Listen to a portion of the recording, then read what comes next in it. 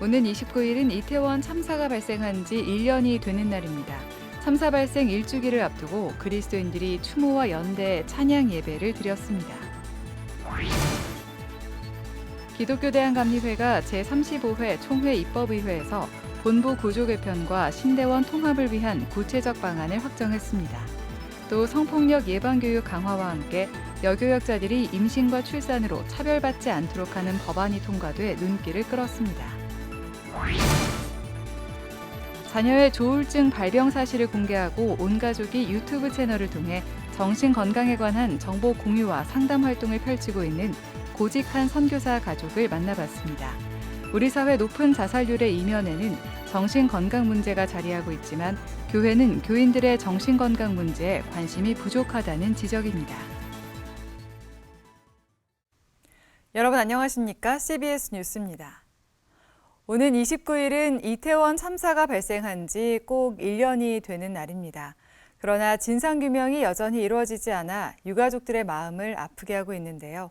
그리스도인들이 이들을 위로하는 예배를 드렸습니다. 이승규 기자의 보도입니다. 서울시청 앞 12구 이태원 참사 희생자를 위한 분향소. 부슬부슬 비가 내리는 저녁이었지만 100여 명의 그리스도인들이 모였습니다. 그리고 이어지는 찬양.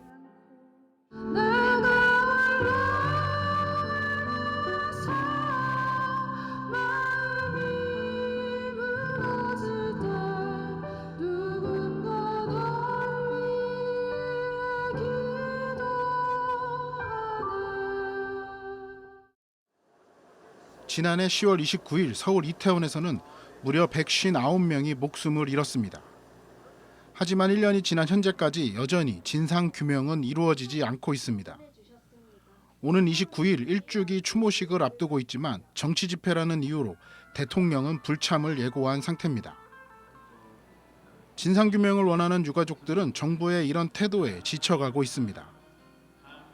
하루아침에 목숨을 잃은 이들이 이렇게 잊혀지고 있는 가운데 그리스도인들이 추모와 연대의 찬양 예배를 드렸습니다. 유가족들은 정부의 사과 한마디 없이 진실도 밝혀지지 않고 있다며 진실이 밝혀지는 날까지 함께 해달라고 당부했습니다. 1년을 눈물로 살아온 지금까지 숨막히게 달려온 유가족들의 진실을 향한 싸움에 발걸음을 함께하여 주시기를 부탁드립니다. 정부와 경찰이 온전히 제 역할을 해주었다면 막을 수 있었던 참사였습니다. 다시는 반복되어진 일이 없도록 함께 기도하면서 연대해 주기를 부탁드리겠습니다. 설교를 한 나들목 일산교회 이진아 목사는 한국교회가 이들을 위로하는 일에 적극 나서야 한다며 고난받는 사람을 잊으면 안 된다고 강조했습니다. 진정한 애도는 아직 첫걸음도 떼지 못했습니다. 참사의 진실은 무엇이며 책임은 누구에게 있는가 밝혀질 때 진정한 애도는 비로소 시작될 것입니다. 12구 이태원 참사를 기억하고 행동하는 그리스도인 모임은 정부의 진상 규명을 촉구하는 한편 앞으로도 유가족들과 함께할 계획입니다. CBS 뉴스 이승규입니다. 기독교 대한감리회가 어제 제35회 총회 입법의회를 마쳤습니다. 감리교회 정체성을 회복하고 교단의 미래를 준비하기 위한 제도 정비에 나선 기감은 본부 구조 개편과 신대원 통합을 위한 구체적인 방안을 확정했습니다. 또 성폭력 예방 교육 강화와 함께 여교역자들이 임신과 출산으로 차별받지 않도록 하는 법안이 통과돼 눈길을 끌었습니다. 송주열 기자입니다.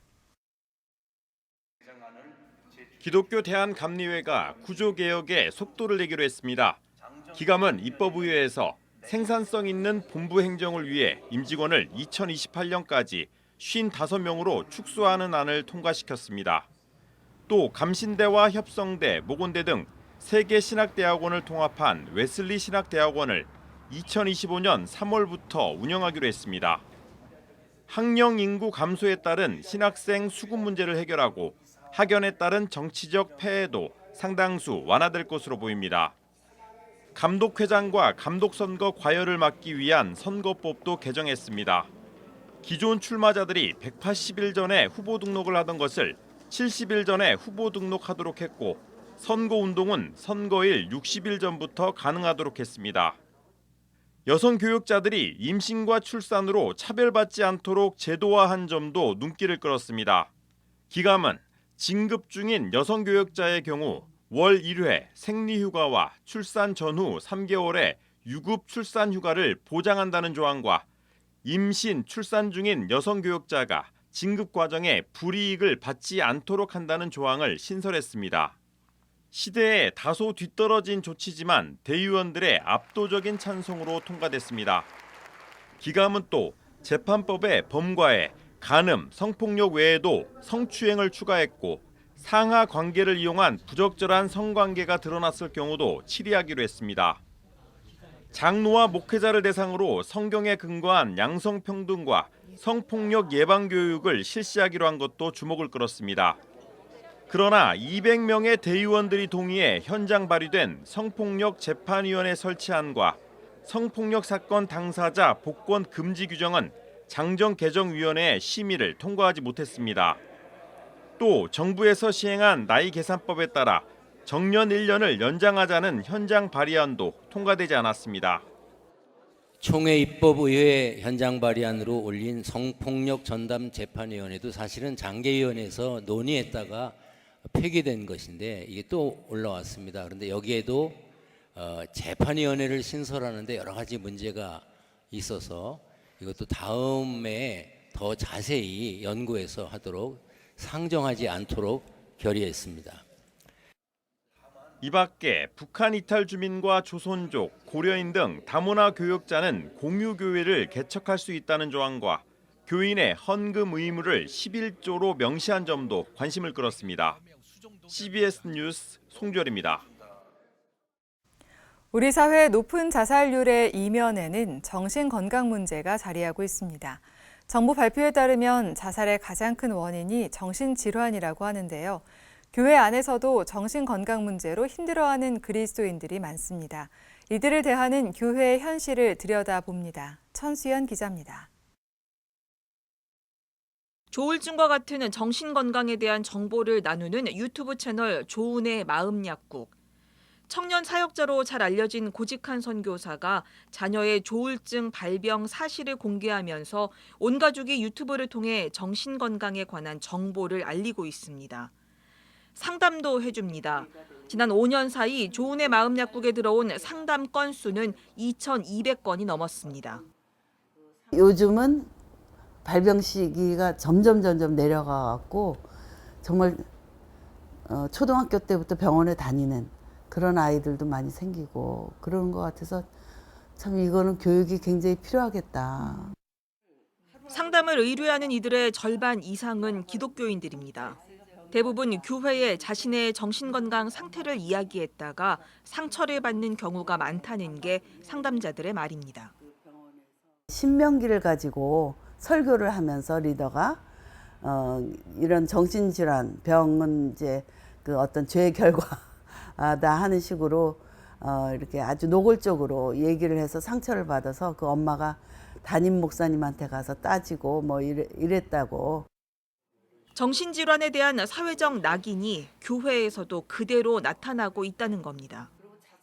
교회에 여러 가지 이유거든요. 성경적인 이유, 신학적인 이유, 또 여러 가지 관습적인 거, 뭐 이런 문화적인 거 다 작용해가지고 교회가 좀 더 심해요. 이 낙인을 하는 게. 사회적인 낙인을 그대로 갖고 있잖아요. 일반 목사님들도 그렇고 성도들도 그렇고. 그러다 보니 정신질환 환우들은 신앙적, 목회적 돌봄에서도 소외됩니다. 보다 못한 고 선교사가 이들에 대한 신앙적 돌봄을 위해서 주일 오후 온라인 모임을 시작했습니다. 우울증과 뭐 성경, 신앙 또는 이런 이 정신적 장애와 성경 뭐 이런 부분들에 대해서 정죄하는 설교는 들었어도 이해받는 설교, 왜냐면 이게 그 설교자들이 정신의학에 대한 이해가 너무 없다 보니까 교회들이 이 방치, 뭐 나가라는 것까지는 아니지만 이제 소극적 방치, 그러니까 이제 가난한 성도가 되는 거예요. 국민건강보험공단 등에 따르면 우울증이나 조울증, 조현병으로 초진 진료를 받은 환자 수는 지난해에만 56만 명에 육박하는 등 해마다 늘어나고 있습니다. 고 선교사는 정신질환자는 늘어나는데 교회는 여기에 대한 기본적인 이해도 갖추지 못하고 있다면서 인식 전환과 대책 마련이 필요하다고 말했습니다. 신체적 건강에 대한 거를 얘기하면 정신 건강도 얘기하기도 또 영적 건강도 얘기하기도 이런 전인적으로 다루는 게 굉장히 중요하거든요. 만약에 이런 거를 잘하는 교회 같으면은 지역 사회에 있는 불신자들이 많이 그 교회를 찾죠. 한편 기독교 자살 예방센터 라이프호프는 대한기독정신과 의사회 등과 함께 정신질환과 관련된 목회 매뉴얼 제작에 나섰습니다. 정신질환에 대한 기본적인 이해를 높이고 정신질환 환우와 가족들을 돕는 방법을 알리는 등 늘어나는 정신건강 문제에 대해서 교회의 돌봄 기능을 높이겠다는 취지입니다. CBS 뉴스 천수연입니다. 유인촌 문화체육부 장관이 오늘 한국기독교교회협의회를 방문해 김종생 총무와 면담을 나눴습니다.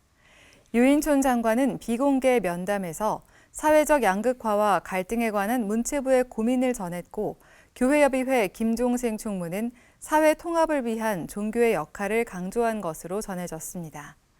유인촌 장관은 한국교회 총연합도 방문해 대표회장 이영훈 목사, 공동대표회장 송홍도 목사와 환담을 나눴습니다. 이영훈 대표회장은 다종교 사회에서 종교 편향과 종교 간 역차별 문제가 발생하지 않도록 문체부가 중심을 잡고 일해달라고 당부했습니다.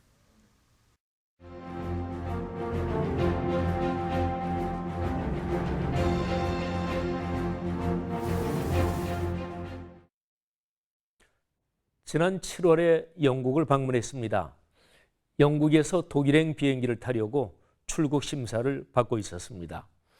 심사하는 영국 공무원이 나에게 비자를 건네주면서 뭐라고 말하는데 잘 알아듣지 못했습니다. 얼핏 머릿속에 익숙한데 하는 생각이 스쳤습니다. 비자 심사를 받고 뒤따라오는 아내가 여보, 저 영국 사람이 당신한테 한국말을 했어요 합니다. 영국에서 며칠 있었어요 했답니다. 우리말을 조금 아는 사람이 한국 사람을 만나서 써먹고 싶었던 겁니다. 비행기를 탔습니다. 자리를 찾아 통로를 걸어가는데 뒤에서 실례합니다 하는 소리가 들립니다. 뒤를 돌아보니 백인입니다. 내가 뭘 떨어뜨려서 그걸 주워주면서 나에게 한국말을 건넨 것입니다. 우리나라에 관한 관심이 외국에 상당히 확산되어 있다는 것을 체험했습니다. 1989년 독일로 유학을 갔을 때입니다. 학생 수가 3만 명이 훌쩍 넘는 보훔대학교의 대학센터에 큰 서점이 있습니다.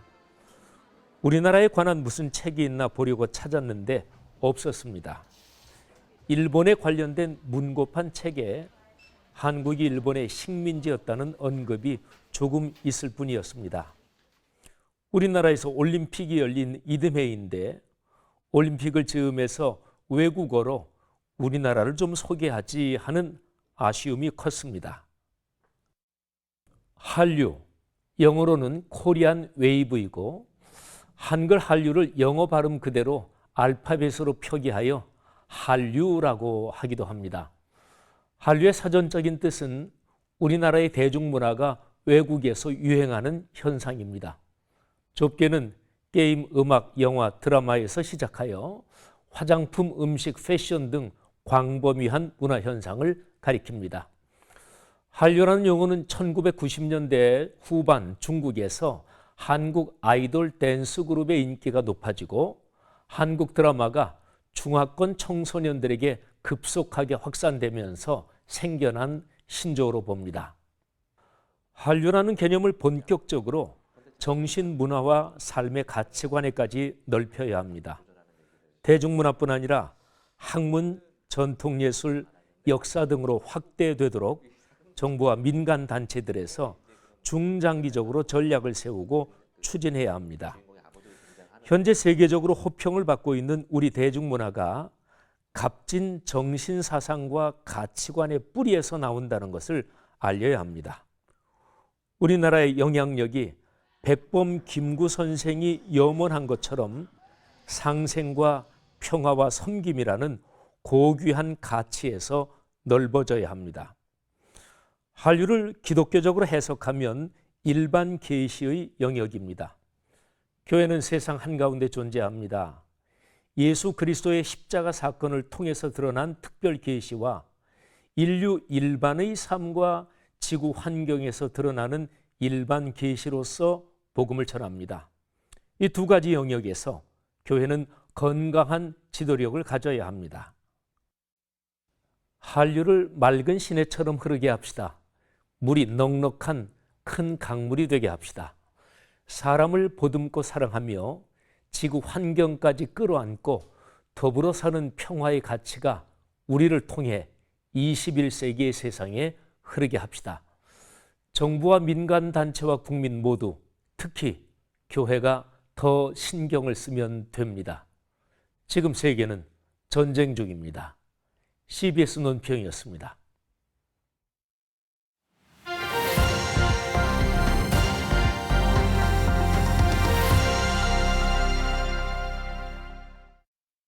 간추린 지역교계 소식입니다.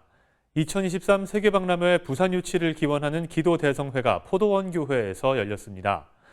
춘천 기독교연합회는 정기총회를 열고 신임 회장을 선출했습니다. 2030 세계박람회 부산 유치를 기원하는 기도대성회와 파파클럽 말씀부흥회가 포도원교회에서 열렸습니다.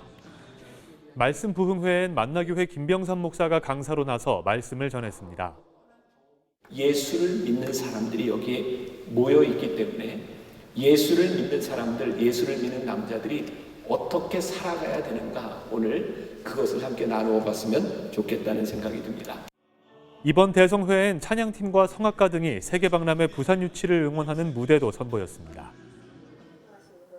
예장통합 순천남로회 여전도회 연합회가 제17회 지회회장단 협의회를 열었습니다. 이 자리에서 호남신대 이준섭 교수가 포스트 코로나와 종교개혁 영성을 주제로 강의했습니다. 특강을 통해서 또 그 말씀으로 충전받고 또 교육을 통해서 배우고 익혀서 지교에서 선한 영향력을 끼치는 그런 회장단들이 되기를 바라는 마음으로 춘천 기독교연합회가 정기총회를 열고 신임 회장으로 석사감리교회 손학균 목사를 선출했습니다. 춘천 지역에 있는 400여 개의 교회들이 한 분 한 분이 관심 가져주시고 제가 할 수 있는 일은 최대한 함께 모으는 일을 위해서 기도하고. 날씨입니다. 내일은 전국이 대체로 맑겠지만 오전까지 내륙 곳곳에 짙은 안개가 끼는 곳이 있겠습니다. 내일 아침 최저 기온은 5도에서 13도, 낮 최고 기온은 17도에서 22도로 예상됩니다. 이상으로 뉴스를 마칩니다. 시청해주신 여러분 고맙습니다.